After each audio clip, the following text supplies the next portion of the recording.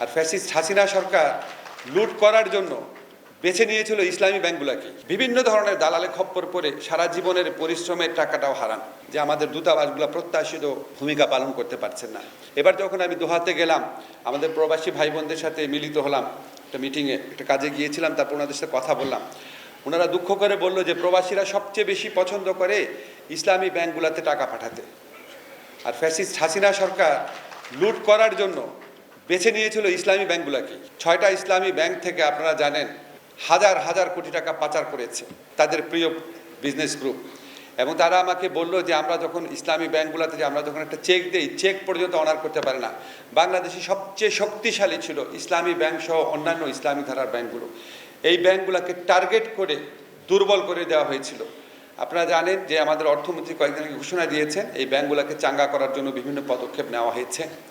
আমরা লক্ষ্য রাখছি কি কি সমস্যা সমাধান করা যায়। অনেক প্রবাসী ভাই বোন আছেন অনেক কষ্ট করে অনেক কষ্ট করে অল্প কিছু টাকা আর্ন করেন, 2 লক্ষ থেকে 10 লক্ষ টাকা।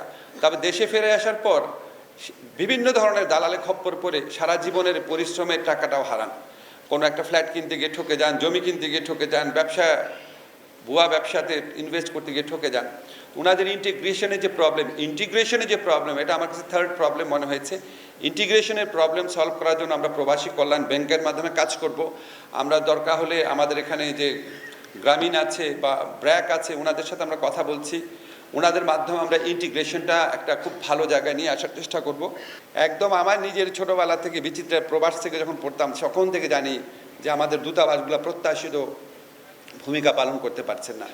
আমাদের কিন্তু বেশি দূতাবাসে প্রবাসী কল্যাণের মানুষ নাই, মাত্র 27টা দূতাবাসে আছে এবং সেখানেও একজন করে, কোনো কোনো জায়গায় 2 জন।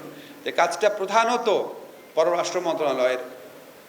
তো আপনারা যখন খারাপ ব্যবহার পান আমাদের প্রচণ্ড খারাপ লাগে। আমরা ওইখানে যে আপনার কমপ্লেইন মেকানিজম আছে সেটা ইমপ্রুভ করার চেষ্টা করছি। আমি নিজে যারা প্রবাসী কল্যাণ মন্ত্রণালয় থেকে যারা বিভিন্ন শ্রম অ্যাটাচে হিসাবে বিভিন্ন দূতাবাসে কর্মরত আছেন প্রত্যেকের সাথে কথা বলেছি, কিছু আইডিয়া শেয়ার করেছি, কথা বলেছি অনলাইনে জুম মিটিং করে। চেষ্টা করব আপনাদের হয়রানি কমানোর জন্য আমাদের মন্ত্রণালয় থেকে যতটুকু করা সেটা করব। পররাষ্ট্র মন্ত্রণালয় থেকেও চেষ্টা করা হচ্ছে, বাট মানে আমাদের আসলে মাইন্ডসেটটা পরিবর্তন করা দরকার। মাইন্ডসেট পরিবর্তন না করলে এটা সম্ভব না, আমরা যতই উপর থেকে নির্দেশ দিই। প্রবাসীদের বিনিয়োগের শতভাগ নির্ভরযোগ্য প্রতিষ্ঠান প্রবাসী সিটি লিমিটেড। এখানে বিনিয়োগ করে হালাল মুনাফা অর্জন করুন।